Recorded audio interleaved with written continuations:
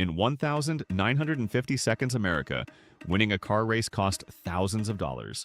Factory teams, professional engineers, sponsors, big money, big machines. And then, a coal miner with $20 in his pocket and grease under his fingernails showed up at the starting line. What he did to his exhaust pipe that week embarrassed every professional racer on that track. And nobody, not one engineer, not one factory team could explain how. If you love stories where the little guy destroys the system, subscribe to Auto Documentaries right now and turn on that bell. Because this story is about to change how you see cars forever. The 1,950 seconds in America felt like the whole country had finally exhaled. World War II was over. Soldiers had come home. Factories that once built tanks were now building cars.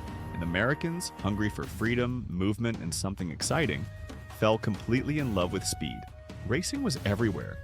Not just on big professional tracks, on back roads, on dry lake beds in California, on quarter-mile strips of old runway concrete, where a few hundred people would gather on a Saturday afternoon to watch ordinary cars do extraordinary things.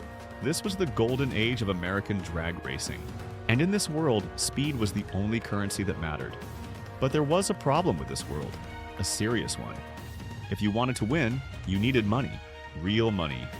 Factory-backed racing teams from Ford, Chevrolet, and Chrysler were spending thousands, sometimes tens of thousands, of dollars building their race cars. They had engineers, they had testing facilities, they had sponsors cutting checks. A working man had almost no chance against these machines, because every once in a while someone came along who understood something the engineers didn't. Someone who had spent his whole life solving problems with nothing but his hands. Someone who looked at an expensive problem and found a $20 solution that worked better than anything money could buy. This is the story of one of those people. Picture a man who wakes up before the sun.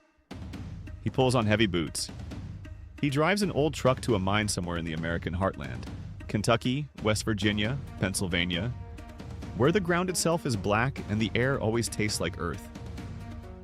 He goes underground. He works with his hands all day in a place where one wrong decision can kill you. This is not a man who is used to things being easy. He is used to solving problems under pressure, in complete darkness.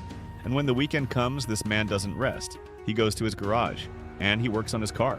In the 1,950 seconds, this was not unusual. Across America, thousands of working-class men poured everything they had into their cars. Not because they had money, they didn't, but because the car was the one place where a man with skill and intelligence could go up against someone with money and wealth and win. It was a democracy. It didn't matter how much money you had when the light turned green. Our miner understood this, and he had been watching the racers who kept beating him. He had been thinking. To understand what our miner discovered, you need to understand one simple thing about how a car engine works. An engine is basically a pump. It burns fuel to create an explosion, and those burned gases, the exhaust, need to get out as fast as possible. If the exhaust is trapped, the engine chokes. It's like trying to run a marathon while breathing through a coffee straw. You might still move, but you will never reach your full potential. In the early 1,950 seconds, most cars were running restrictive systems designed only to be quiet.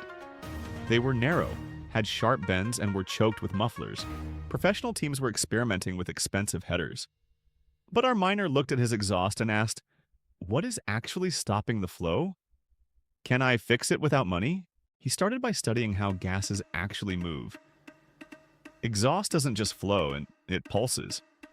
Every time a cylinder fires, a wave of high-pressure gas rushes out. If you design it correctly, those pulses help each other.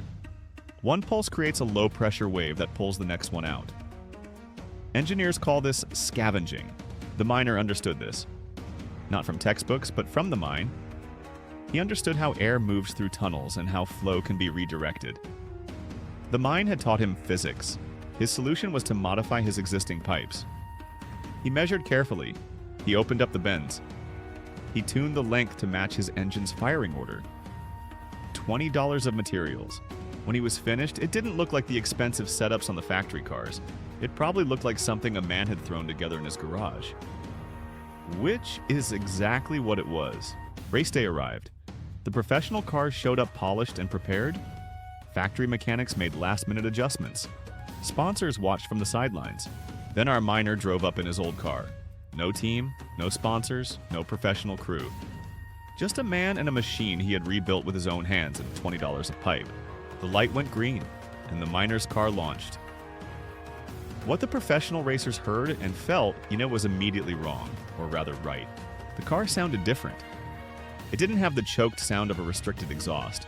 It had a deep, clean, powerful bark. The sound of an engine that was actually breathing. The car was fast. Faster than it had any right to be. He had stopped wasting the power he already had. He crossed the finish line ahead of machines that cost 50 times more. Every engine fires in a precise sequence. In a poor system, pulses crash into each other.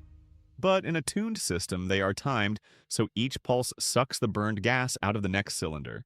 This means more burned gas leaves and more fresh air and fuel can enter. A bigger explosion. More power from the same engine, just by letting it breathe.